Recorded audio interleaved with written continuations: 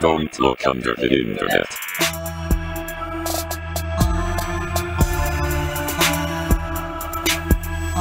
I can see like the vein forming along his forehead.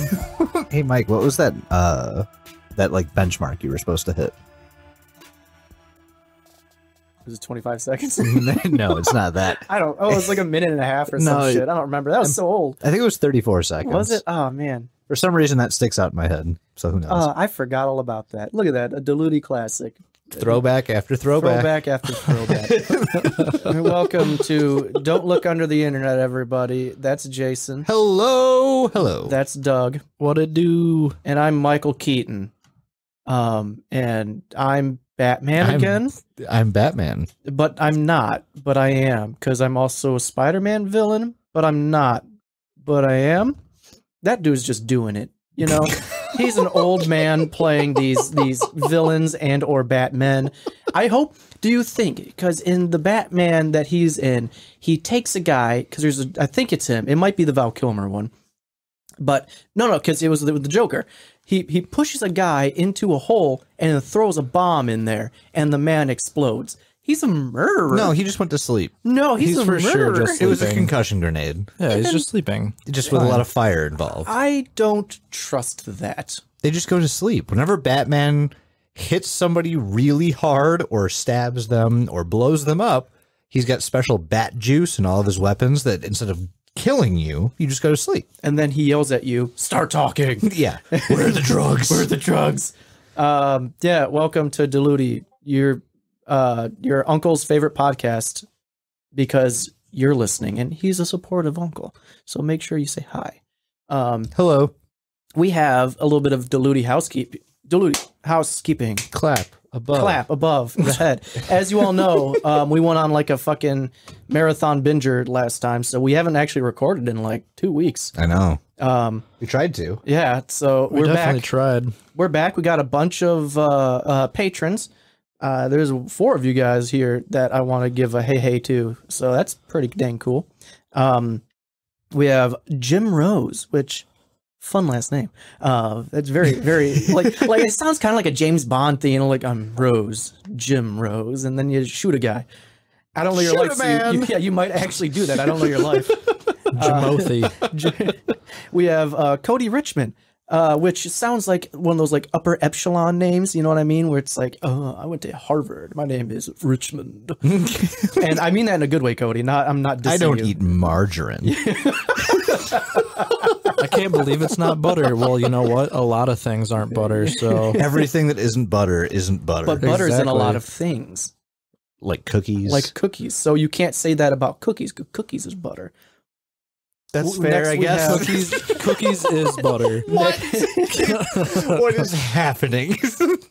Next, we have Jesus, spelled like Yeezus, not the classic way. So, Is it Kanye? It's not. It's Janye. Johnny, I got it. I don't know. Jeezy, how you feeling, huh? And then we have Adrian Tuggle, which I'm sorry, I'm laughing a little bit at your last name there because that's a fun name. Tuggle. It reminds me of what's that little guy from Legend of Zelda that wears the green. And Oh, it comes down the Tingle. balloon. Tingle, Tingle, yeah. yeah. It The must be fucking Tingle. spandex suit and the balloons. Yes, please don't leave the Patreon because I'm talking about your name. I love your name. And We do. It's making us laugh a bit. and- Yeah, we need that in these times. We do. These trying times. These trying times. But yeah, thank you to you four.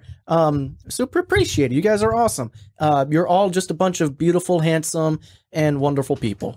So go ahead and pat yourselves on the back like this. He And, struggled to do that, just so you all know. Because you've earned it. You've made me, your dad, proud. By the way, Mike's your dad now. I am your dad. I'm everyone who listens. Surrogate father. And he's So gonna if you fill want- you with butter. If you want shitty advice on life and financial Eating advice, habits. yes, come to me.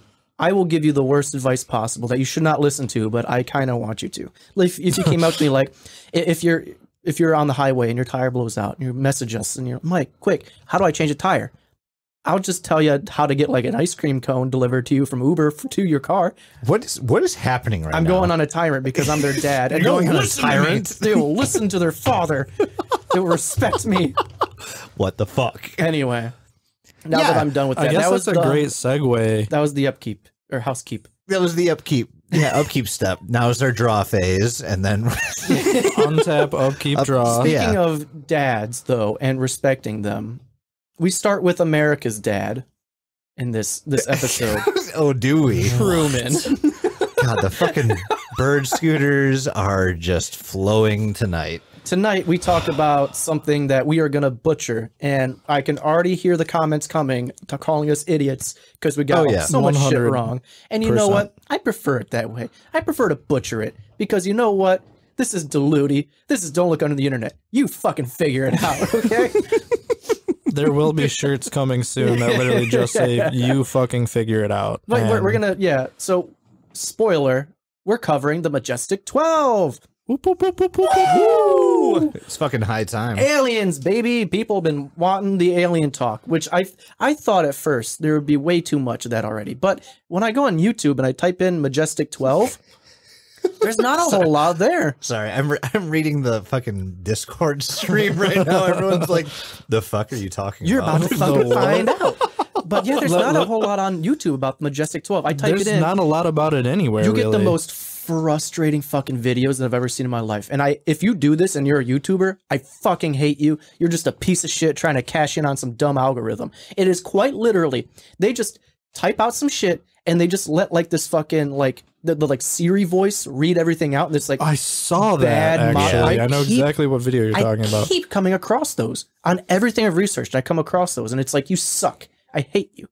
And so it's for our SCP episode that we're recording later, totally didn't do that at all. Well, no, none of that happened. We don't have a text-to-speech voice doing anything.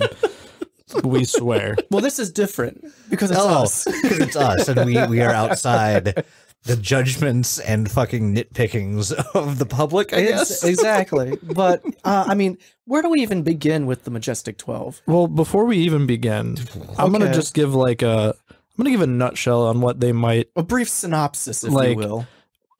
Not even. Okay. I'm gonna list off some words that have to do with the Majestic 12. Doug's making a word cloud, and that's all this episode is, and you guys get to figure out what the fuck we're talking about. So I feel like while I was researching this, I was Charlie Day. With the big With the board fucking- behind yes, me and and the the red strings, string. and I went down a fucking rabbit hole, like straight up. There is no Carol in HR.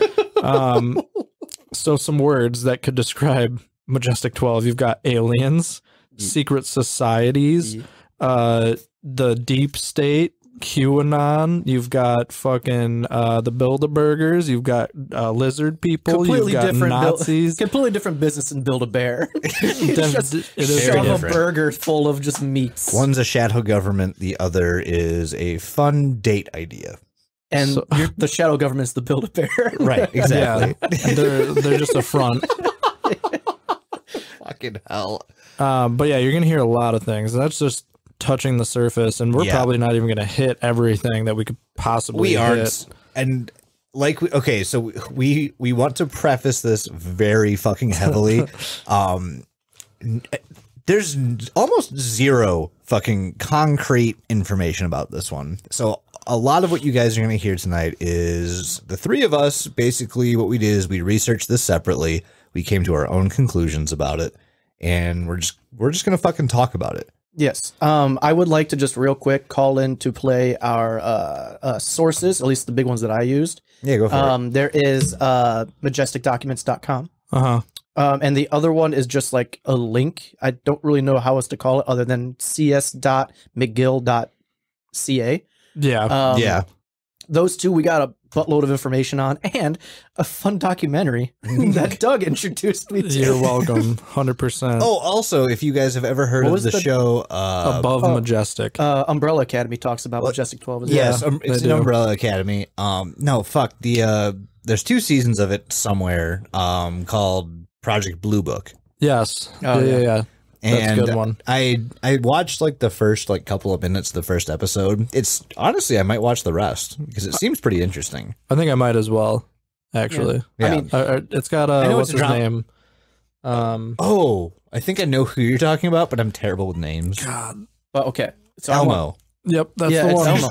But yeah, again, we just want to preface, we're going to butcher this probably. Yeah. And I guarantee you, again, we're going to see some shitty ass fucking comments in the YouTube or something calling us stupid and we don't know our shit. Fine, you caught us. You're correct. Yeah, you're You are not absolutely wrong. correct. But I will say, if you leave a shitty comment like that, can you give us like a thumbs up on YouTube and I'll read that shitty comment? Like, I don't fucking care. So we're not asking for shitty comments, and that's what it sounds like is happening right now. But if you could leave us a good comment too, we'll also read that. Just interact with us. We're fucking lonely. Please, We're researching aliens. Like, what do you think our life is right now? I got so Please talk drunk to me. watching. I got so drunk watching the documentary, and I could not get through it because just so much garbage. But that's not. We'll talk about that later. Right Yeah. now, let's just get into the fucking thing. If you guys listen to our Project Serpo episode, you are Very similar. you're gonna notice some similarities between this episode and that one, and it's because it might in heavy quotations, shrouded in mystery, and plus one or two silver linings, might have something to do with that. Yeah, they kind of blend together. Yeah, exactly. And that's actually the perfect place for us to start. Something that everyone is familiar with, and that's the classic Roswell crash site. So It always goes back to the Roswell crash site, which wasn't in Roswell. We established it's this on Corona, Yeah. Corona, New Mexico. Yep. But regardless, we covered a lot of this in our Serpo episode, so I'm going to spare a lot of detail with what Roswell is, because y'all probably already know, and you've probably heard it your whole fucking life at this point. But in 1947, near Corona, New Mexico, a rancher by the name of W.W. Brazel, whose ranch had no phones or radios, reported finding debris on his land.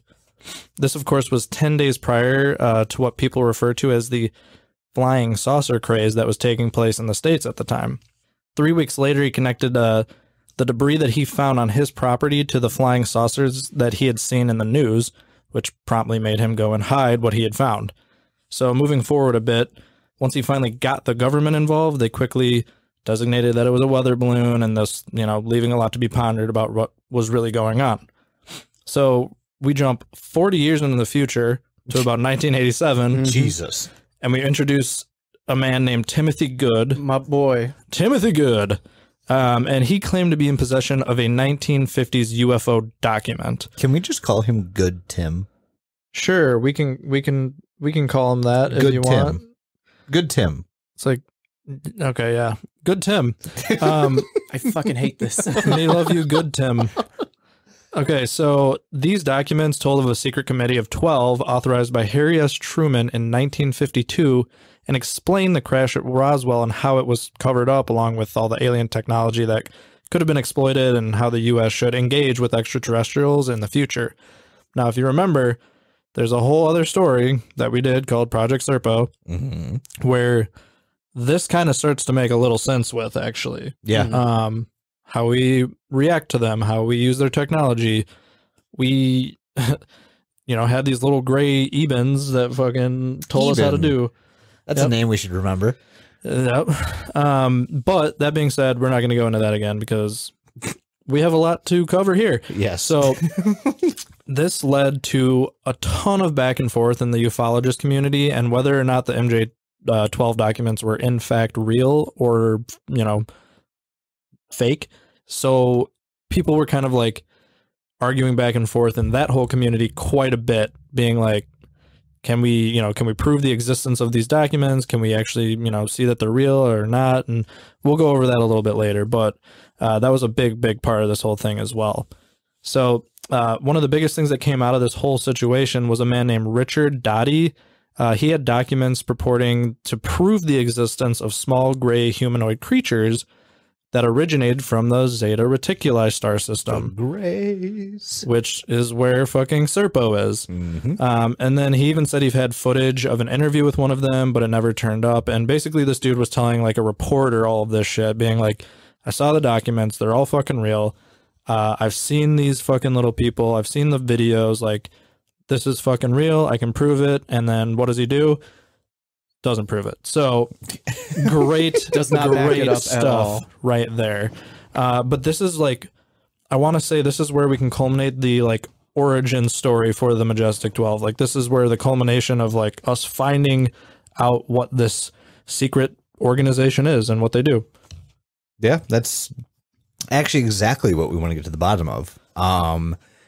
And as Doug said, this was honestly, it's super hard to nail down like a timeline for when this was actually like this group of people known now as the Majestic 12 was actually created. We talked about Good Tim receiving it some right. documents. Get the man's name right. This was your idea. It was, and I should follow through.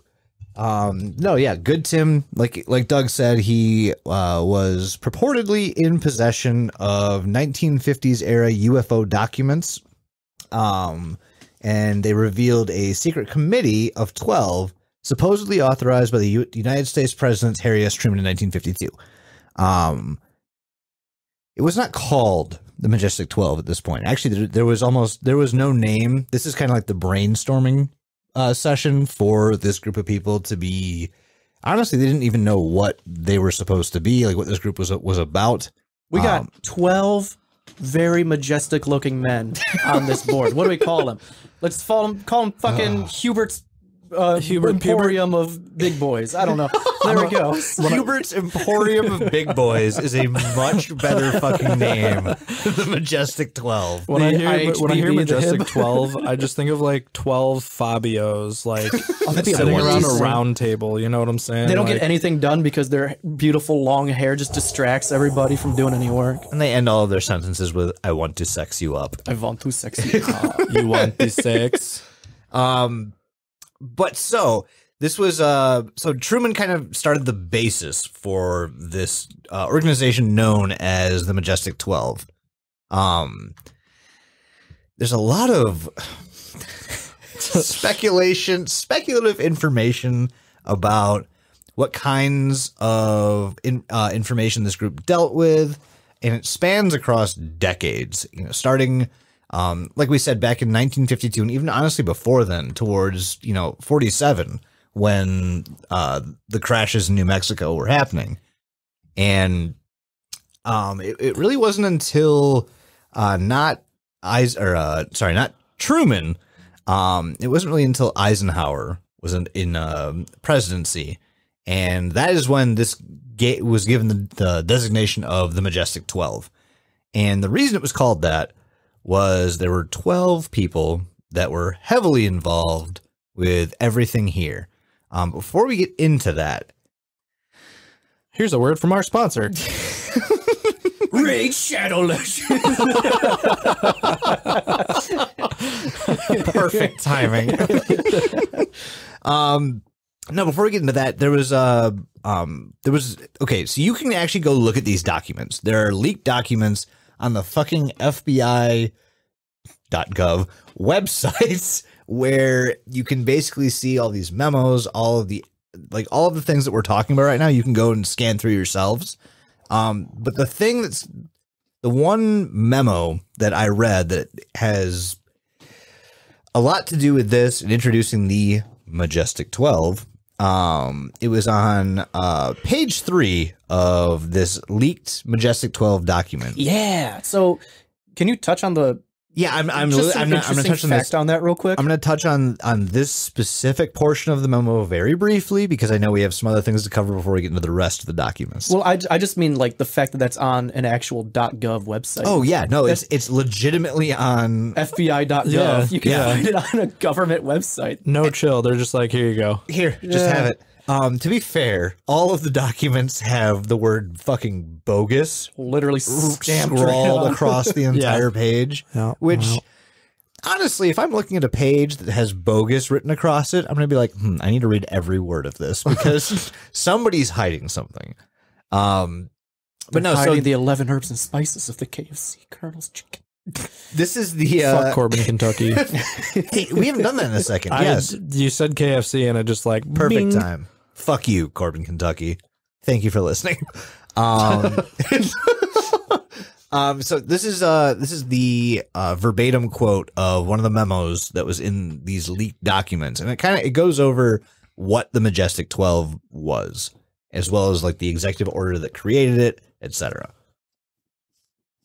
Operation Majestic 12 is a top secret research and development / intelligence operation responsible directly and only to the President of the United States.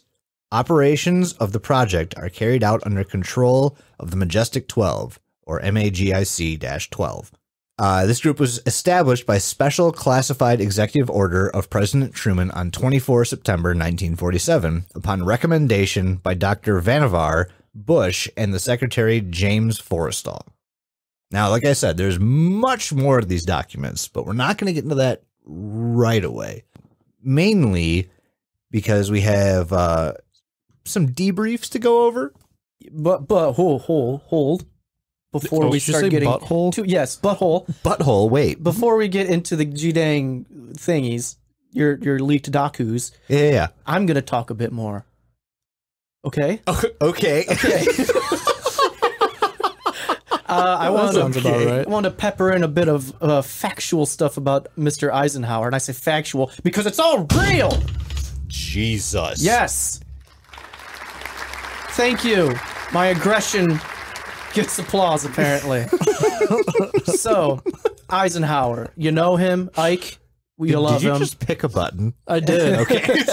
So, during Ike's first year in office in 1953, he had at least 10 more alien crashes that were recorded, with 26 dead aliens and 4 of them alive. Yeah, I actually saw this. Oh, yeah. Of the 10, 4 were found in Arizona, 2 in Texas, 1 in New Mexico, 1 in Louisiana, 1 in Montana, and 1 in South Africa. And there were hundreds of sightings of these bad boys.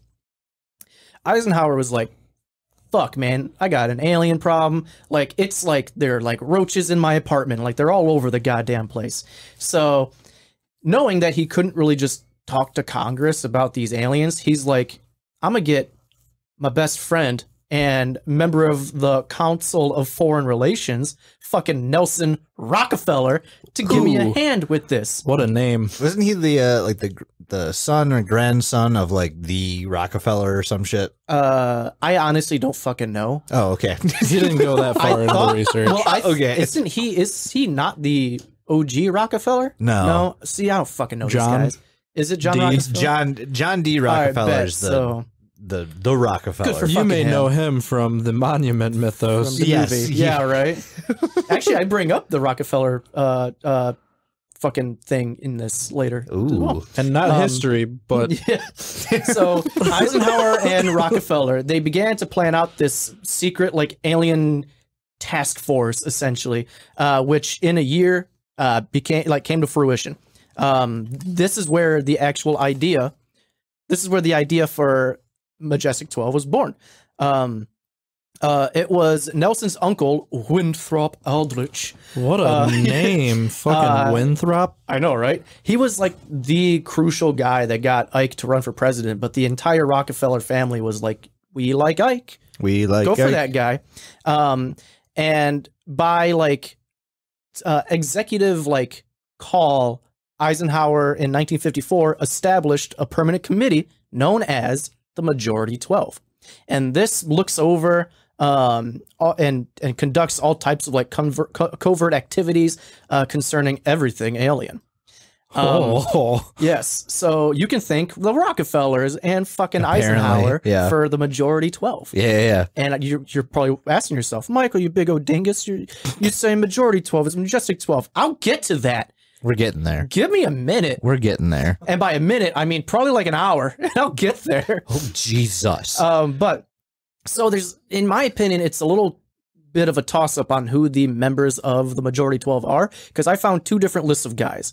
So either 2 things are happening. One, you got the OGs that I'm about to list off, and the next guys after are the ones that took over after them. So I'm going to just insert myself here real quick. Yeah. So what I read about I saw the list that you're talking about, and I read a couple other things, and then they mentioned a couple of the other things in the documentary I watched. But That being said, it seems like when the Majestic 12 first started, which we actually have no real idea of when they started, except for like the signed papers, they had The alleged signed papers. Yeah. They had 6 and 6 of a bunch of different government organizations and then some foreign relations as well. Yeah. That all controlled everything, right? And then what I heard and the way that I think it works is that once those specific government members move out of their respected positions, then the person that takes over then becomes a part of MJ12. Yeah. I don't know for sure if that's how it works. I mean, that makes the most sense. But again, because this stuff is so shrouded in mystery, it's kind of, in my opinion, up for debate. But that one, I think, makes the most sense. But the Majestic 12 was made up of Nelson Rockefeller, who was the director of the CIA, Alan Welsh Dulles, I think that's how it is. He was the Secretary of State. I'm sorry. I'm going to backtrack. I apologize so much. Hey, everyone knows that we're not experts. Like we're just three drunks that enjoy the this Secretary of State. The Secretary of State was John Foster Dulles. Alan Welsh Dulles was involved as well, though. Those damn duelists. Yeah, the Secretary of Defense, Charles E. Wilson. The Chairman of the Joint Chiefs of Staff, Admiral Arthur W. Radford. The Director of the FBI, J. Edgar Hoover. Although I gave him a JFK accent on that one. I don't know why, but... you do you, man. And 6 men from the executive committees of the Council on Foreign Relations, known as the Wise Men. Now, these men were all members of a secret society of scholars that called themselves the Jason Society or the Jason Scholars. Look, it's him. Hey, you did it, buddy. I'm walking. I have a society. I'm walking here. It also was made up of members who were from the Skull and Bone Society and the Skull and Key Societies, which are from Harvard and Yale, respectively.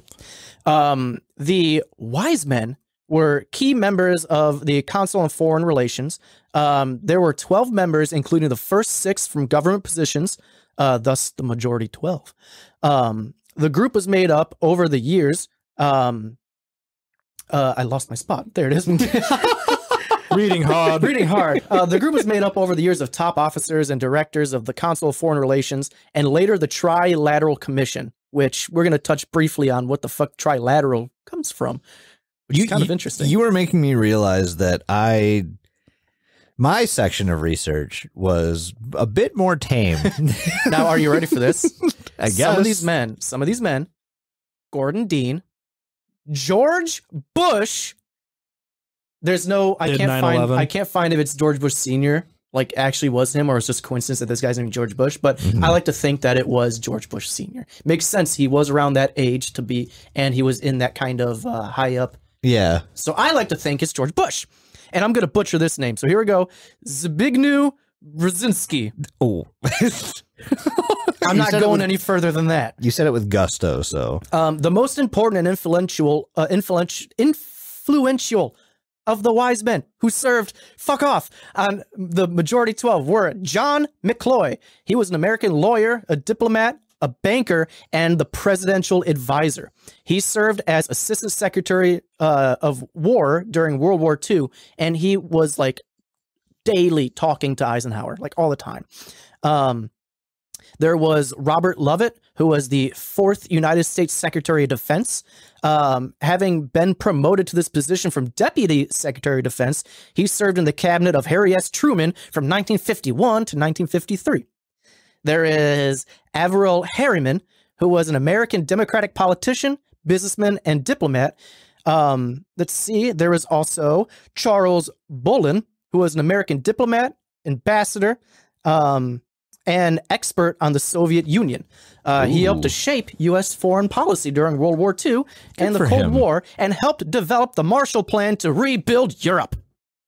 George Kennan, who was an American diplomat and historian, he was best known as an advocate of a policy of containment of Soviet expansion during the Cold War. There is also Dean Acheson, who was an American statesman and lawyer, and as the 51st U.S. Secretary of State, he set the foreign policy of the Harry S. Truman administration from 1949 to 1953. He was Truman's main foreign policy advisor from 1945 to 1947. Now, It was significant that President Eisenhower, as well as the first 6 majority 12 members from the government, were also members of the Council of Foreign Relations. Thorough researchers found also that not all of these wise men attended Harvard and Yale. They weren't always part of the Skulls and Bones or Scroll and Key membership through colleges, but it was kind of like beneficial if you were part of those. Those, I guess, clubs you could call them. I don't fucking know. Hidden societies, secret societies. Yeah, for sure. A chosen few were later initiated into the Jason Society. They were all members of the Council of Foreign Relations. Again, at that time, they were known as the Eastern Establishment. The Jason Society is also alive and well today, but now includes members of the Trilateral Commission as well. The Trilateralists existed secretly for several years before 1973, when we kind of figured out what the fuck they were. And the name the Trilateral Commission was taken from the alien flag known as the Trilateral Insignia, which is a flag that was found on the side of some alien spaceships that we found and visited fucking Earth. And it kind of looks like the recycling symbol. It does. And I don't know. We're already into alien territory here. I don't know if you guys can hear this, but Mike is currently stripping. Now I know what you're thinking. Mike, he's taking his clothes off. You said there are 2 different groups of men, and I got the other fucking group right here. Do you? So I'm going to barrel through this real fast because as much fun as it is to list off fucking 24 dudes' names, that's boring as shit. So I'm just going to beeline through these fuckers. Ready? You have Lloyd Berkner. He was an American physicist and engineer. He was one of the inventors of a measuring device that has since become standard on ionic spheric stations. And because of him, he also helped bring us a shortwave radio. This motherfucker was like on top of the fucking world, apparently.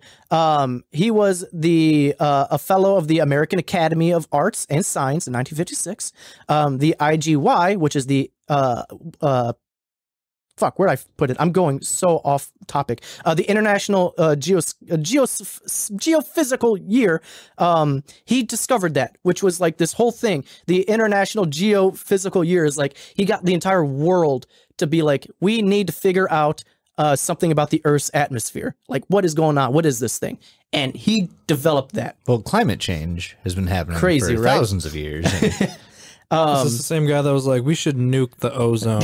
Probably, yes. Just get rid of it. Fuck it. Because that is a thing that came up in this research, and I was like, I'm a mess. I'm gonna just Why do people think throwing nukes at things is better? Like, did we not cover Alex, Kansas with the Suez Canal crab? Like, so, we see what happens there. To be fair, there's a whole thing about nukes in that documentary that actually was like super interesting that I won't go over right now.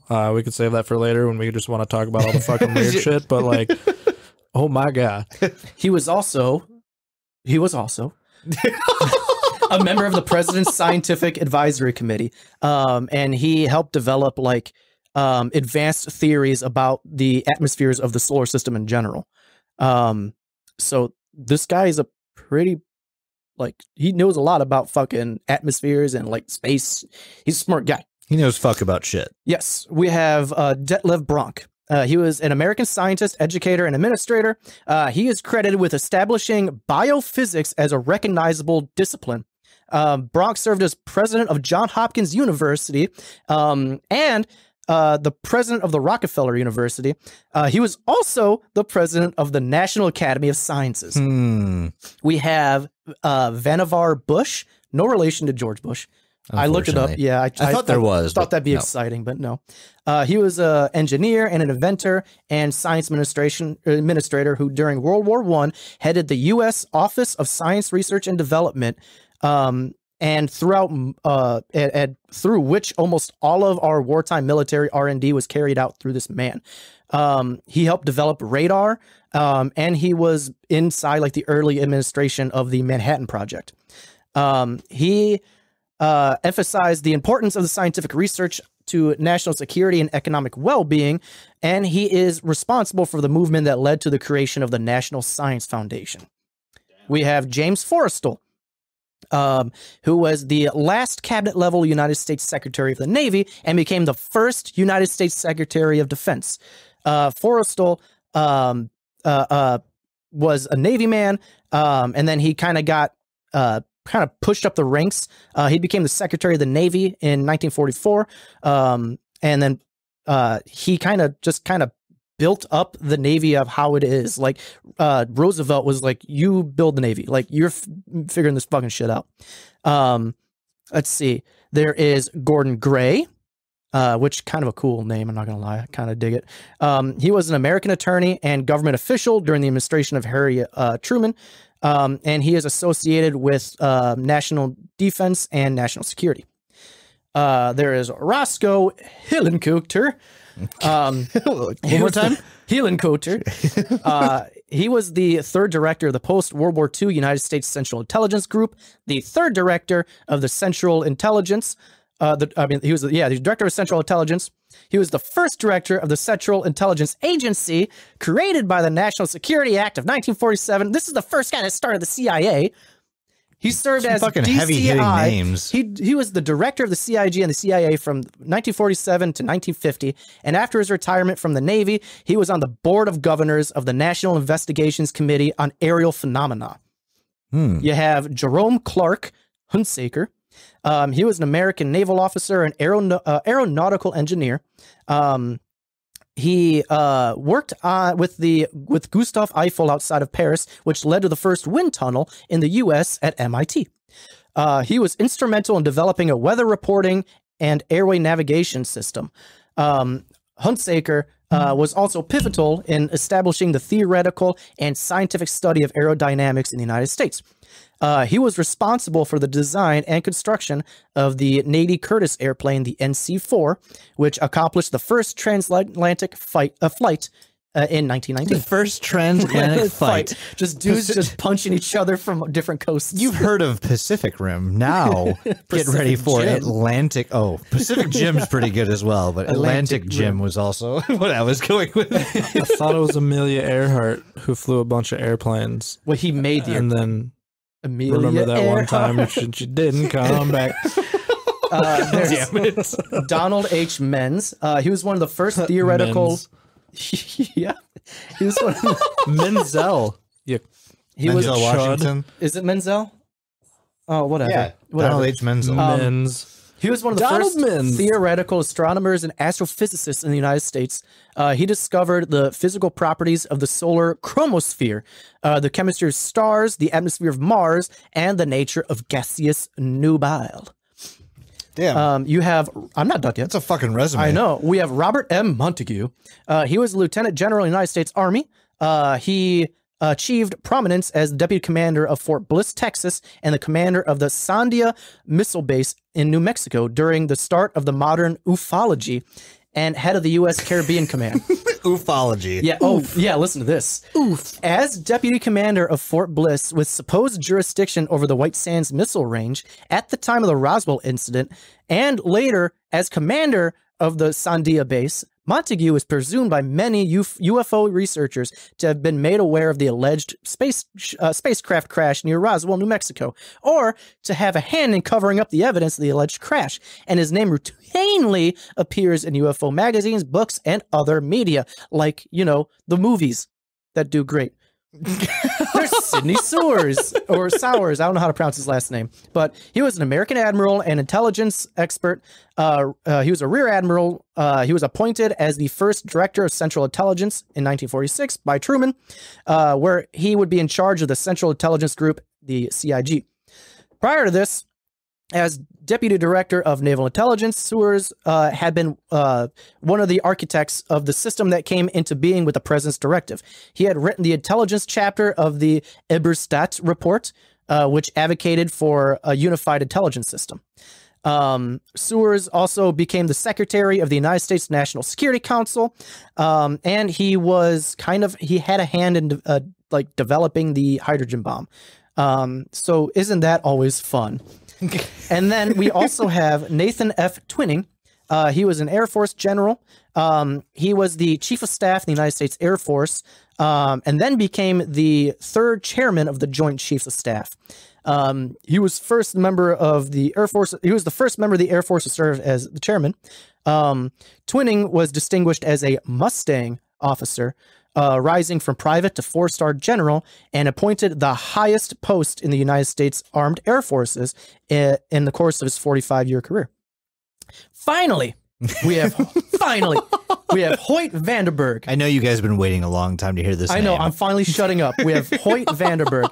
He was a United States Air Force general. He served as the second chief of staff for the Air Force and the second director of the Central Intelligence. So now that I just blasted you with 24 dudes' names, to sum it up, here's 24 fucking guys who know a lot about foreign policy, is in the Central Intelligence Committees a lot, and has a fuckload to do with aerodynamics, space phenomena, and just overall Unknown.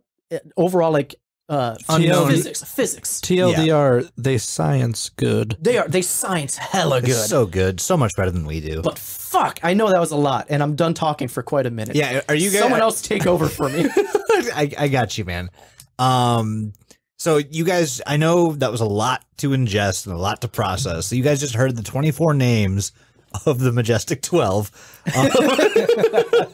to put it bluntly and stupidly. But like we said before, it's kind of like the Majestic 12. They're not permanent. They rotate, they change, and all of these names you can find in some leaked documents about the Majestic 12, which is where you're going to find 90% of any kind of information about this specific topic. You can, like we said, you can find all of these documents on FBI.gov. Yeah.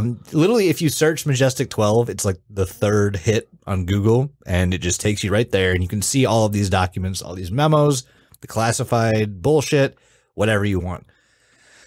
So, without further ado, let's fucking dive into those documents. It's 24 pages.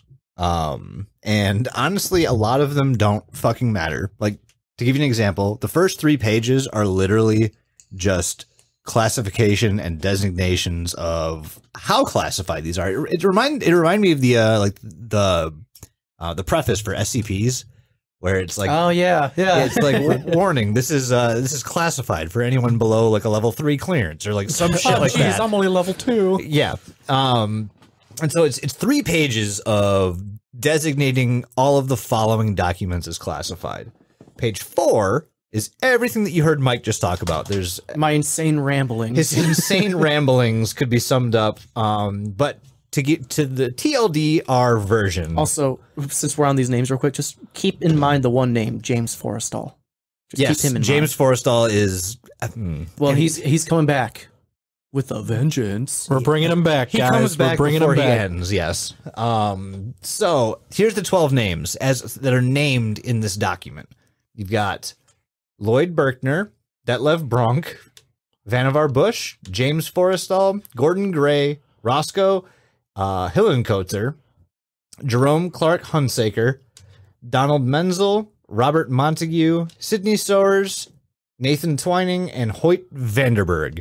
And that's, you can classify those names as like the well-known Majestic 12, I guess. Like if you were to do just some basic Like the surface- OG. Yeah, the OG Majestic 12. It names them off. You get to page 5, and this is where you start getting into more about like the specifics of what was seen, what was experienced. And basically what it said was on the 24th of June in 1947, a civilian pilot noticed 9 disc-like aircraft over the Cascade region of Washington state, creating mass hysteria. Where have we run into the Cascade region of Washington? I think this goes all the way the fuck back to episode 001 when we were talking about the dream, Strange Dreams. Strange Dreams. Was that in Washington? Yeah. Do you not remember the what the fuck was it? We're alive and well in Cascadia, or the spirit Oh, of yeah. something is alive and well in Cascadia. Yeah, Yeah, that's well, that refers to this region, which is the Cascade region, which includes like Oregon, Washington, some part of Canada, but in this specific case, mostly Washington. And this created like mass hysteria. I mean, if you guys walked outside tomorrow and you heard like a weird humming noise and you looked up and you saw like 9 flying fucking saucers, I feel like you wouldn't be calm. I feel like you'd text me immediately. Oh, absolutely, 100%. I actually heard like a little theory on how people like don't freak out over flying saucers, because it's kind of more of a confusion thing that you're not really scared, so you're not really like tweaking. We don't know. It's kind of like, imagine if you're a bear, okay? You have no concept of the All right, world. hold on. Okay, I'm there. You have no concept of anything outside of your bear world. All of a sudden, you feel a sharp like pinch in your shoulder. You pass out. You wake up, and now you got this weird like you wake up in a room with these weird bipedal monkey-looking people. Put a collar on you. You pass back out. You wake up. You're back in the forest. Now you got a collar on. You're not as much scared as you are just like, what the fuck happened? What the fuck? And what happened? I just described was just humans tranking bears to put a tracker on them so they can track. There's so many things that I want to bring up right now that actually can't directly relate to this whole thing. We have to keep going though, because we're Yeah, fucking please. 45 minutes in. Yes. So okay, so page 5 again, June 24th, 1947. You get the account of a civilian pilot noticing 9 disc-like objects over Washington State or the Cascadia region. You also get a news anchor that reports a craft that crashes near the Roswell Air Base, which was not named that at the time. I don't remember what the fuck it was named at the time of, but it became known as Roswell, as everybody should know. On July 7th, 1947, apparently that's when the recovery of the object began, for science. For research and development, they wanted to study what was a part of it, what we could use, what we couldn't use, what we could actually understand, etc. 4 human-like creatures were ejected and fell to Earth about 2 miles away from the wreck. The bodies were badly decomposed, mainly because it was a week before they actually got to them. Which, I mean, yeah, predatory like wildlife in the area, like there's so many factors building into that. Which also, I was wondering, what happens if an animal eats an alien? Like, do they, what the fuck happens? They become super animal. I think that's how like werewolves or something are made. I hope so. That's how we get cryptids. Oh, it all goes back to the Majestic 12. And again, in true Men in Black fashion, after these bodies fell to Earth, obviously there was a ton of attention around it, but again, in true Men in Black fashion, they declared this a weather balloon, a misguided weather balloon accident. Always the fucking weather balloon. See, there's the swamp Always gas came off up, of Venus, hit a balloon. Yeah. You go on to page 6, and this is actually where you get into some of the specifics, and you see that Dr. Bush and General Twining are involved, and they decided this craft was for recon. Basically, this craft was apparently like checking us out, seeing what was going on over here. For what purpose? Who the fuck knows? This is where we actually dub these creatures as EBEs or EBEs, which if you listen to our Project Serpo episode, you will know that this is where the term Eben came from. You can fuck them. You can fuck them, have apparently. sex with an Eben. According to Project Serpo, yeah. So this is kind of like, I saw that term and I was like, holy shit, it's Project Serpo all the fuck over again. It's all coming together. Yeah, that's great. So EBE is what it is referred to, and that is extraterrestrial biological entity. Alien life form. Yeah, It's Alf. it's an alien. I'm here, eat your cat. He doesn't eat cats. These don't eat cats, I don't think. Maybe. I don't know. I'm putting words in their mouth. I shouldn't do that. So they check out this crash site, and they cannot find a single like source of propulsion on this craft, so they deem it that it was incinerated and basically vaporized on either entry or crash or whatever happened. And this led to the creation of the U.S. Air Force project called SIGN, S-I-G-N, and its purpose was to find out how these things fly and their purpose. Now, Project SIGN was turned into Project Grudge in 1948, and underneath Grudge formed a group named Blue Book. Which I will go over. Yes, I'm going to leave that where it is. Just know that that's honestly, we're going to cover a lot of topics in the future that have to do with Project Blue Book. So yeah, keep that in the memory banks for sure. A lot of the topics that come out of the Majestic 12, we will be covering on their own episodes, more than likely. Oh, yeah, absolutely. Now we're going to go ahead and fast forward to December of 1950. So again, in these documents, it outlines in December of 1950, a second craft impacts the Texas-Mexican border, and most of the wreck was absolutely incinerated, which means no actual viable information comes from finding this wreck. But the important thing is after this, we kind of get a purpose for this group. Like beforehand, it was very, very open-ended. It was very like, well, you know, we're all about, you know, aircraft and how they fly, etc. Like it was not well defined. Now we're getting a much more well defined parameter for the Majestic 12, which is the study and research of unidentified flying objects that have crashed or entered just at least the U.S.'s airspace, because we can't do much else about the rest of the world. So, yeah. But that's kind of where it was defined. And then we move on to the rest of the fucking document. Yeah, there's what, like 27 of them total? It's 24 pages total. And after page 6, you can stop reading. You can just fucking stop. Because page 7 says, it's like a paragraph and a half, and it all boils down to the very, very simple statement of, yeah, this document is completely bogus. Page 8 was a bad scan, so you couldn't really read anything on it. And then page 9, again, more reaffirmation that this document was bogus. And then page 10 is literally the start of just a copy, like a smaller copy, like a celluloid copy of the actual documents without the bogus thing scribbled across it. So yeah. And that's the worst part about those like pages that come after page 6 is like that big bogus that's written on the text. It so makes it unreadable. I spent so much time just like zooming in and trying to like decipher shit. I eventually got through it, and the payoff was not great, as you just heard. Like most of it was the document claiming that the document is bullshit. But again, that's from the government. So obviously, if somebody doesn't want something being let out, they're going to say, yeah, this is bullshit. Yeah. So who actually knows? One of the things that I saw was that if you look at the document like really hard, there's a bunch of like misspelled words in it and like just like poor grammar and stuff like that that's going on. And they kind of speculate that this was like the first draft of the document that they wanted to purposely leak to the public so that when they made the finished draft, people think it's not real. People would think it's not real, but the finished draft would be completely different and actually contain all the redacted information that we didn't see in the fake. Because a lot of this, there's a lot of people saying, like in the ufologist community, that these documents are real, but they are real to have presented a hoax. Like they were there on purpose to make people speculate. Yeah, it's there to keep you off the trail.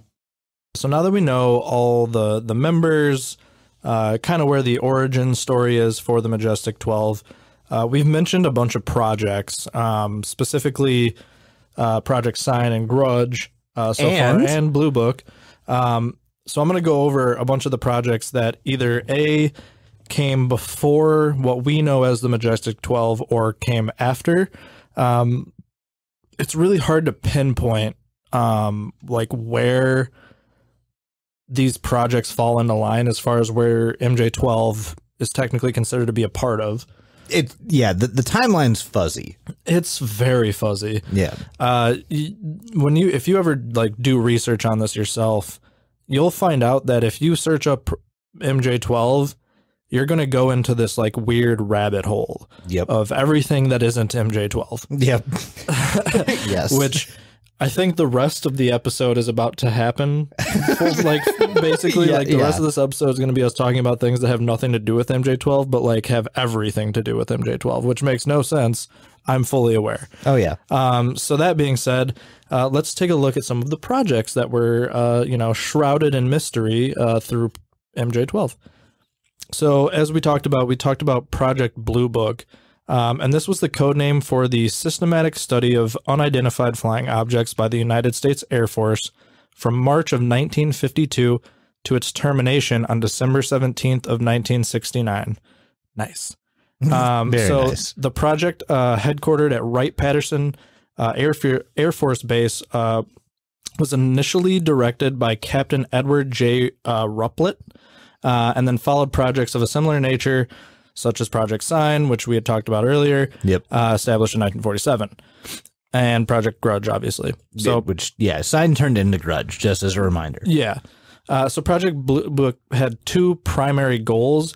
That was namely to determine if UFOs were a threat to national security and to scientifically analyze UFO-related data. So basically, during Project Blue Book's like whole run, I think there was close to like, I want to say 20,000-ish sightings that they recorded and Jesus had, you know, full proof of. 20,000? Just about, yeah. Fuck. It's maybe a little less than that. I'm just kind of rounding up. But that being said, like literally all of the fucking stuff that they did was pretty much that like the government was just like, yeah, we're canceling you and all your findings are fake. And they just stopped it. Sounds about right. So I don't quite know why they did that exactly or what happened with Project Blue Book that made the like whoever, you know, decided to nix it.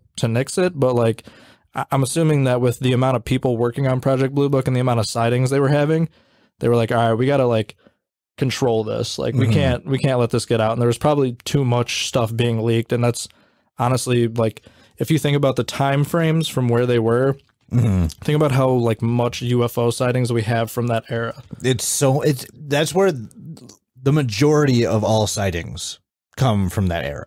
Like it's a fuckload. Yeah, and it's fucking wacky. And then I don't even know. Like I feel like now I really want to watch the show. I want to see what it's all about. Same. I want to watch fucking Project Blue Book so goddamn bad. So I forget where that's at. It's either on Prime or Tubi or some shit like that, or Peacock. One of those three. Go look it up. Go watch the show. Peas. Yes. Maybe HBO. I don't know. Okay, so that's Project Blue Book in a nutshell. Like I said, I'm not gonna like deep dive any of these things. I'm just gonna kind of give a little explanation of like what's happening here. So we also come to the NSA, which you guys probably know is the National Security Agency. But President Truman created this secret National Security Agency by secret executive order on November 4th of 1952. Its primary purpose was to decipher the alien communications that we were receiving in languages and establish a dialogue with them. So the most urgent task was a continuation of an earlier effort, which was called Codename Sigma. And this secondary purpose for the NSA was to monitor all communications and emissions from any and all devices worldwide for the purpose of gathering intelligence on both humans and aliens and to contain the secret of alien presence. So not only was the NSA, which is still around today, obviously, for them to be able to, you know, spy on us, essentially, but it was also to be up to date with what aliens were doing and what they were talking about and how we can make a dialogue with them. So, like, I don't know. We've got this real world stuff that we know and have prior knowledge of. Right. But also now we have this like backlog saying, oh, but it's also for this. Right. This weird shit that's happening that you guys don't know about. Like, it's real convenient. And now I just want to say, I have no proof of any of this shit. I'm just throwing shit at a wall I'm just right telling you what the internet told me. Much like our last 51 episodes, we don't have much proof. Here's another thing I don't have proof for. It's called Project Red Light. And this was formed and basically an experimentation and test flying alien aircraft. Basically, a super top secret facility was built at Groom Lake in Nevada in the midst of the weapons test range, and it was codenamed Dreamland. So this installation was placed under the Department of the Navy, and clearance of all personnel required Q clearance, as well as an executive presidential approval, which is extremely ironic because most of the presidents don't have clearance to visit the site. Sorry to cut you off, no, but you're like, fine. I actually, so I read something about this in these documents, these leaked documents about how, so they create a buffer between the president and the information that's actually up to date.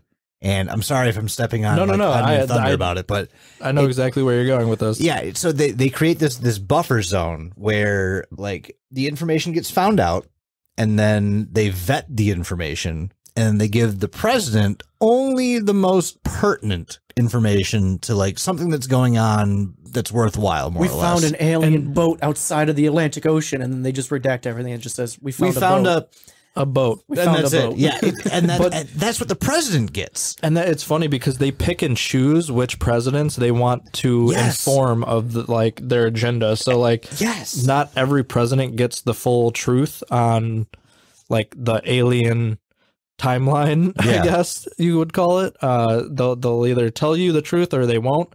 And they might even not tell you the whole truth, even if they're telling you the truth, if that makes sense. Yeah. They'll just be like, oh, well, here's some info, I guess, if you want. They'd be like, yeah, something hit the desert in New Mexico. It was probably an F-15, but you know, and that's the report. Could have been a It was rock. a big bird. It was a giant, Large bird. It was just it was Big Bird. It was Big Bird. He's dead. We're going to have to issue a statement on Sesame Street. But yeah, so that being said, if you guys haven't noticed by now, the things that we're talking about, like with excluding the president on pertinent information on aliens and what's happening, it's probably going to lead you into the assumption that we're now getting into what I guess I would call the deep state, or the secret world government that actually controls everything beyond The New what World we know. Order. And we'll definitely talk a little bit about that a little later, but if you didn't realize it, here you go, putting it on a silver platter for you. So this alien base, Dreamland, basically exchanged technology that actually took place in a place known as S4, and this was also codenamed the Dark Side of the Moon. So basically they were exchanging alien crafts, alien technology, testing it out themselves, trying to figure out how to make it work, how to make it better, how to basically extort it for America's gain. Again, this goes back to fucking Project Serpo. Absolutely. Because that was the whole basis of that whole mission, was to basically exploit the shit out of an alien civilization, gain their technology, and apparently that's why we have transistors. So pretty much what I've gathered from this is that not only have we been doing this for a long fucking time, like back before, you know, Jesus Christo, we've been taking alien technology since the pyramids, since before that, and basically having aliens tamper with human life. One of the big things that I actually heard, the plot of Eternals, the Marvel movie Eternals. Oh, that's super cool. I haven't seen that yet. I haven't either. Oh yeah, they develop all the technology for humans and give it to them, but they like chime it back a bit. Like they're in like Mesopotamian times, and the guy's like crafting stuff, and he's like, I call it a steam engine, and like it can get them to travel very fast and very far. And they're like, they're not ready for that. Give them something easy, and he's like, here's a plow. It'll help them with their gardening. And they're like, that's just perfect. give them cows. Yeah. That's like the whole Alien versus Predator premise, where Predator showed up on Earth to give humans technology and ancient, you know, the Mayan civilization, the Aztec civilizations, and the reason they were wiped off the face of the Earth is because they unleashed the xenomorphs. And I prefer to substitute that reality for actual reality. Oh, absolutely. If I'm being honest. So bringing me back to my main point I was trying to make, is that we've had alien interaction for a long time, and whether it be, you know, under the Majestic 12's physical order, we've been dealing with aliens longer than, you know, any of us have been alive. You've got, you know, Draconians living in the center of the earth, apparently, who... I'm so excited about where this is going. I'm going to go off on a small tangent here, and I apologize. You've got the Draconians living in the middle of the earth, who apparently are terrible, terrible aliens that want to basically eat all the people on Earth, and do their agenda is much worse than any other of the alien agendas that we know of, I should say. Look up Hollow Earth. Yeah, Hollow Earth. Fucking, they apparently help the Nazis exterminate a bunch of Jews and do all of the, you know, concentration camps, and basically wipe out any enemies that, you know, Germany had. They apparently were behind all that. And then you've got all of, you know, the Ebens that are helping us get technology because they think we're ready. And basically, there's a whole bunch of other things saying that when we tested the first nukes out, that gave like a signal out to the universe, basically, that said, oh, they're at this level of technology, but boy, are they not ready for that. So they came to Earth and started basically powering down all the nukes on Earth and like basically saying, hey, you can't do that yet. Like, you guys have no moral values whatsoever, so we're turning your nukes off. Yeah, and draconians. Which honestly, good idea. Very good idea. Yeah, but basically, long story short, we have a bunch of different alien forces trying to push their agendas on us, apparently. And I say this very loosely, obviously. Like, this is all fucking hearsay. This is all, like, hell, you can theorized. It goes back even further. There's theories that fucking Jesus and the angels are aliens. Like, that's... Well, okay, if we're being honest, have you seen what an angel is supposed to fucking look like? Well, there's different classes of angels. Right, but have you seen what hierarchy. any of them are supposed to look like? Because none of them look human. Are you familiar with Chariot of the Gods? Yeah, Ooh! kind of. I have that book. Yeah, okay. By Eric von Danovich or whatever his name is. It's Oh a my very god, good book. you would enjoy that. There's a couple subclasses of angels that look like people. Like, once it gets to Archangel, like fucking Michael and all them, the ones up they're not people anymore. But those guys do kind of resemble people. They're writhing, skinny, tentacly winged, eyeballed masses, which again goes back to my theory of that H.P. Lovecraft just is the angel Gabriel. Hell yeah, let's go. I'm about that. Anyways, getting back on track here. I wanted to go on that little tangent because I knew it was all culminating and it had to come out. The tension is peaking. And we didn't even touch on the Nazi space submarines. Yo, we could do a whole episode on all things Nazi alien, Nazi warlock. Like, that Hitler shit was is so fucking whacked out. Man. Nazi witchcraft and Nazi alien technology. Just the like, occult in general. oh, it's fantastic. We hired like 25 like high level Project Nazi Paperclip? scientists. Oh, yeah, Probably Paperclip. like 700, my guy. I It's mean, a like, fuckload, yeah. I know it's a lot more than that, but there's like 25 high level ones that like, influenced names. America and where we are today, and it's like kind of fucked up. Oh yeah. Like rockets, space travel, like you name it, like all German Nazi NASA, man. scientists. Never a straight answer. That's what NASA is. There's that theory. Oh my god, you piece of shit. You are garbage. Are you kidding me? Here, you get this. Yes, sad trumpet your ass. Okay, for real though, let me get back on track here. Back on topic. All right, so I only have 2 more projects. The second to last, I should say, is called Project Snowbird, and this actually directly was influenced by Project Red Light. So Red Light was to take the technology and figure out how it worked and make our own, right?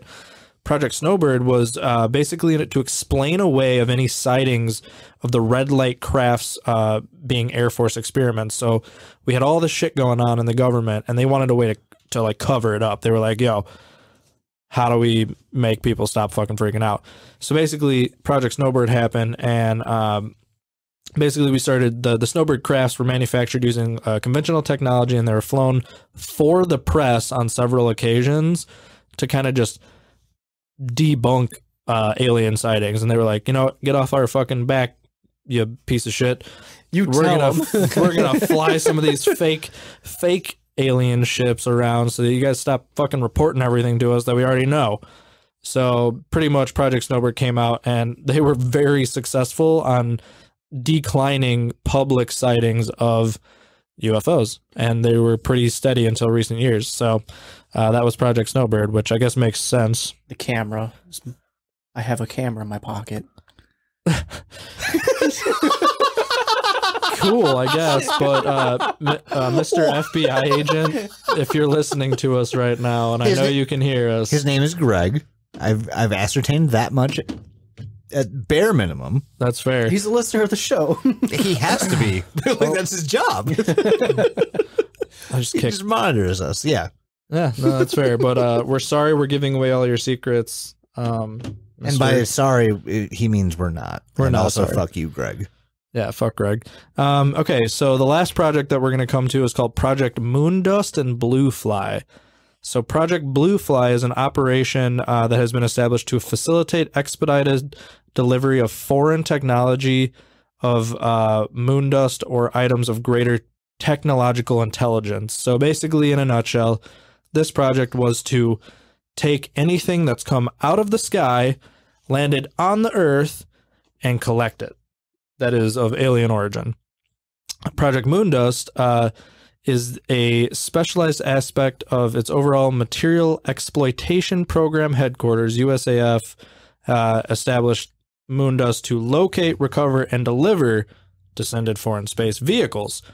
So they're pretty much the same thing. I know that sounded like a jumble of words, but basically Moondust is to recover vehicles.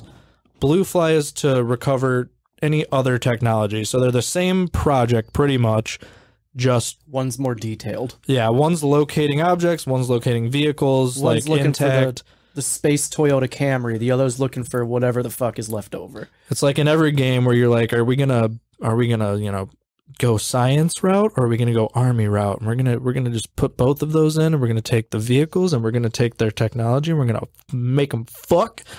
And you get Project Moondust and Bluefly.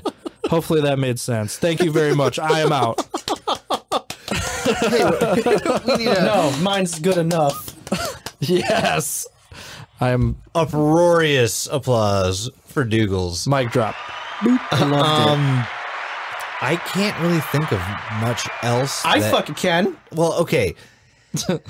I have a whole lot more. I understand that you do. Here we go. I cannot. So, All right, take it away, Mike. I will not finish the sentence. Remember that name I brought up before, James Forrestal. Never heard of him. Let's listen to this. This motherfucker was like, I don't think we should keep this shit secret. We should tell the public. And everyone was like, no, that's not going to happen. So he got this like very, very freaky paranoia that he was being watched and followed. Yes. He was Oh my later God. said to have suffered a mental breakdown and was admitted to the Bethesda Naval Hospital. Again, Where, said to, yes. Where he, the majority 12, was worried. Thank you. Was worried that he would start to talk again, and he had to be isolated and discredited, if you know what I mean. So administered sometime, amnestics and separated from society is what that means. no, not this time, because they straight up these CIA guys came around and, trigger warning, tied a sheet around his neck and pushed him out a window, and he fell to his death. Okay, to clarify, he was not strangulated. The sheet broke, so he fell to his death. Yes. From whatever window they pushed him out. He was the first victim of the Majority 12 cover-up. And I say first because here's the second one. They done killed JFK, man. JFK threatened to reveal MJ12 for their fucking what they've been doing, because here's another fun fucking thing.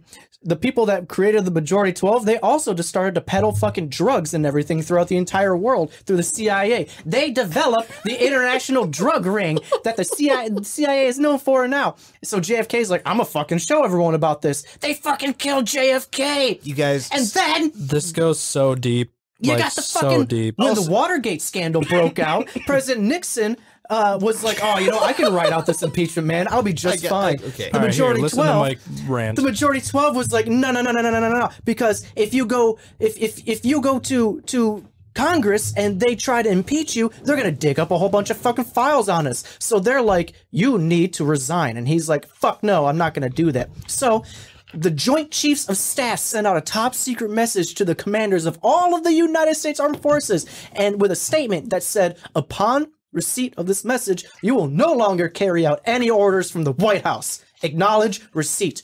And then 5 days after that message was sent out, Nixon conceded and renounced his presidency. Also, there was a contingency plan formulated by the Majority 12 to throw everyone off the fucking tracks. This plan was known as the Majestic 12. This is where the fucking name came from. They were called the Majority 12, but now it's the Majestic 12. It was implemented with the release of Moore, Chandera, and the freedmen of the. They perpetrated this genuine Eisenhower briefing document, quote unquote. The document's a goddamn fraud. Dude, this is an Alex Jones level rant. The document lists the executive order as number 092447, a number which does not exist and will not exist for quite a long time at this present rate. Truman wrote executive orders in the 9,000 range. Eisenhower wrote them in the 10,000 range. Ford was the 11,000 bracket. Reagan only got up to 12,000.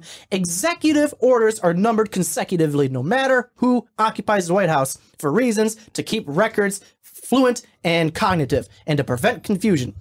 The executive order is only one of several fatal flaws contained within the document. The plan so far has thrown the entire research community off the trail for several years, and it has resulted in the waste of expenditure of money looking for information which does not exist. It resulted in a total waste of grant by the Fund of UFO Research of $16,000, which was given to Stanton Friedman. You know him, Jason. Yep, to research the information. Many thousands of man hours have gone into looking for a red herring. And if you doubt the secret government's ability to run you through the rose garden, you had better think again, mister.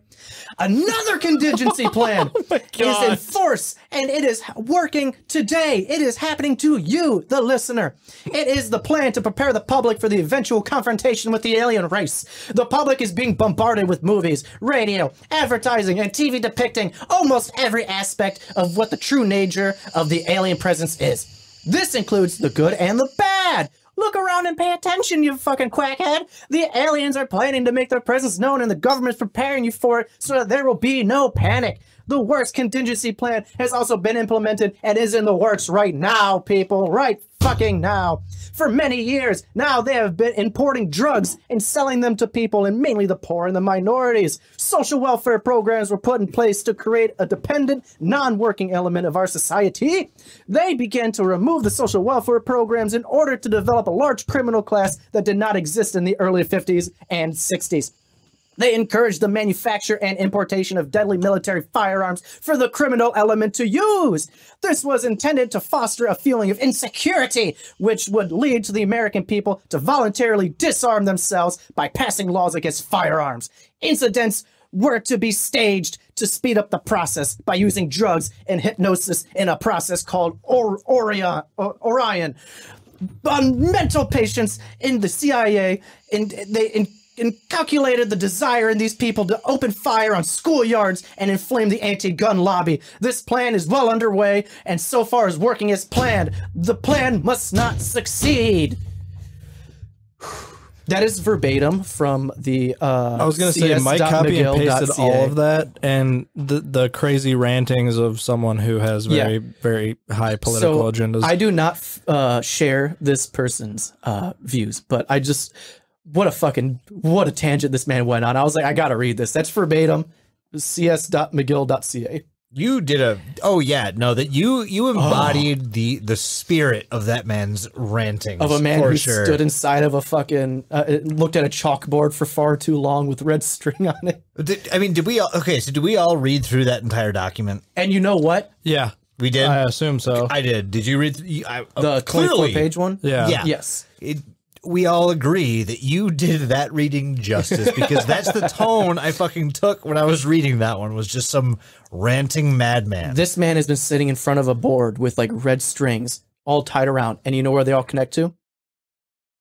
Cloverfield the movie. Oh my God! Are you fucking kidding me? 2008, J.J. Abrams. Are you psyop for the CIA and the FBI? Are you kidding me? If you put the first letter of all of the words in that document together, you have the entirety of the script of Shrek. So not only it's Cloverfield Shrekception. That is the Majestic 12. We are Deludi. Good night. I guess we have to end it there. Wait, before you do. That was a fucking genius sign off. That was, but I gotta. But clearly, we have more to talk about. Well, I got a linktree.com/DelutiPod. I gotta buff that in there because how else are they gonna find us? We got a real or not real quick. Oh yeah. So count of three, real or fake. Ready, boys? Oh, before we do this, can I go ahead and mention one small thing? Oh yeah, you want to touch on your boy, right? Yeah. Whoa. Friedman. Rephrasing. Touch your boy. I want to touch my boy, yeah. So one of the things that is going to ring true throughout the entire story of the Majestic 12 is the fact that after everything is said and done, apparently most ufologists agree that this is just it's fake as fuck. However, from what I looked into, I looked through basically a list of like the most renowned ufologists across Earth, and the majority of them actually don't agree that this is fake. The majority of them have not found any reason for this to not be authentic, which goes very much against the memo or the release documents that I went over earlier. They do think this is fucking real, and I'm pretty sure whoever released these documents is just making shit up. They're just putting words in their fucking mouth. So I wanted to give that before we went into real or fake. So with that in mind, what do we think it is? On the count of 3, Mike, can you count us down? On 3, go. Ready?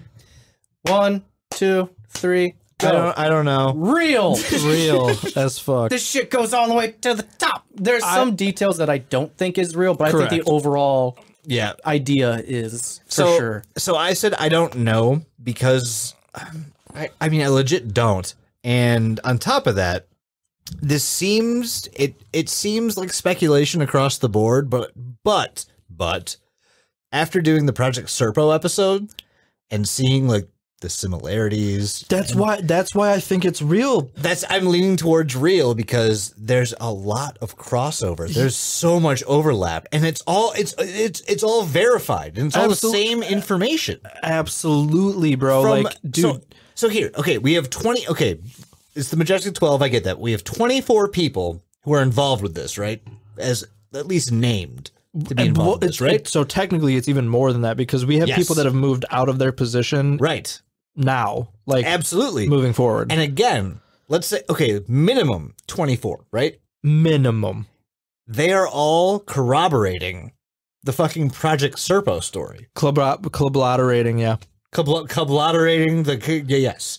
They're corroborating the shit out of it because, again, not with like the details and the specifics about like Planet Even and like their time spent there, but every event that happened on Earth has been basically verified from outside sources. Okay, so the thing that fucks me up, to go on your point exactly, is the fact that in the whole research of this whole thing, not once was Project Serpo brought up.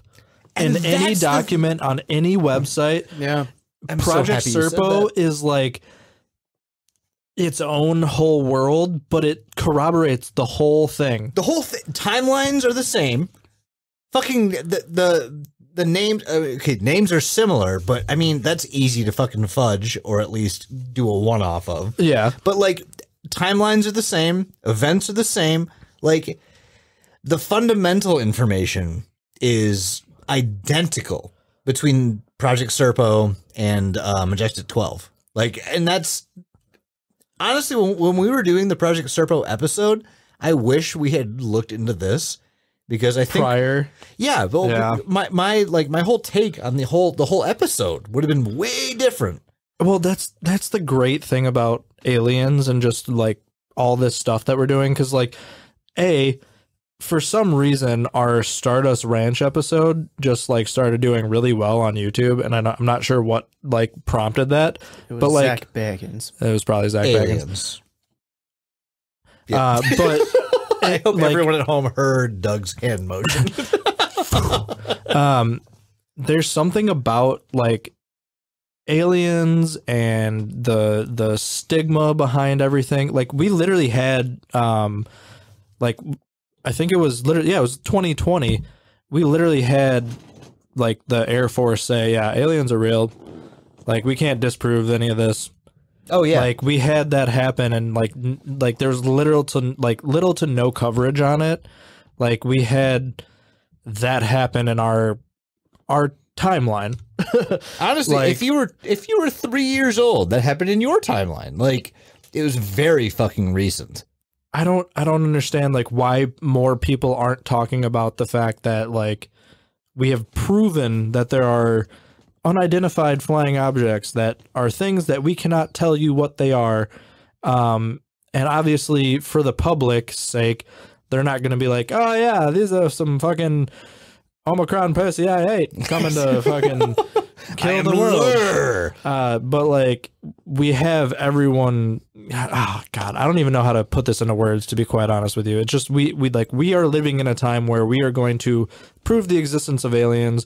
We have the fucking Mars rover finding these like little weird things on Mars right now. Yep. I don't know if you guys have been seeing that. Yes. We have a new space station that's going to be taking pictures of all these crazy, crazy detailed pictures of other planets. And I'm just excited to be alive. So they're going to be taking pictures of planets that are within like the life belt of a star system, which is crazy, which means we might capture other carbon-based life within our galaxy, not our solar system, probably not. I don't want to go on another tangent, but that just made me think of another thing that I read during this whole thing, which is that there are like 20 plus other Earth-like planets that we know about. Yeah. And with Majestic 12, they've been keeping it under wraps that these other planets actually have humans on them that speak English. And they're pretty sure that this is because aliens have been just implanting humans on different Earth-bearing planets. Oh my God, we're Zurg from StarCraft. That basically they're trying to figure out which version of people are going to get to a more enlightened state like aliens are, and where they're not just like war-ridden, sex-driven. Well, we're out, aren't we? No, see, that's the best 100%. part, because if you go to patreon.com/deludipod, you can be put on that list of primaries for when the alien invasion happens. Of course, as long you as you are a can. member of the cult of Deludi, you can be saved. I'm also gonna fucking post text this with saying, I don't believe that an actual alien invasion is coming, and you shouldn't either. But if you'd like to donate, please do. Yeah, there's no such thing as alien invasion. They've been here for a long time. We don't got to worry about that. Yeah, they're in the hollow interior. They're just of the keeping Earth. tabs on us at this point. I mean, Linktree.com/deludipod. Patreon.com/deludipod. Buy me a beer. A coffee. Buy me a coffee.com/deludipod. YouTube. Don't look on the internet. We got 200 subs now. wow. Just Google Facebook, Deludipod. Twitter, Instagram. We're Deludipod. We're Deludipod, or don't look on the internet everywhere. You're awesome. If you go to our Patreon, you're getting, technically it's 12 episodes It's now 12. Yeah, a month, It was because we 11. have to break down Shifting Sands. The Shifting Sands is now 2 episodes You'll a get month. practically 3 episodes a week. Speaking of hearing us talk. So, in 1 week, the episode 3 of Shifting Sands should come out, and I should start editing that. probably Episode 3 of Shitting Sands. Shitting Sand.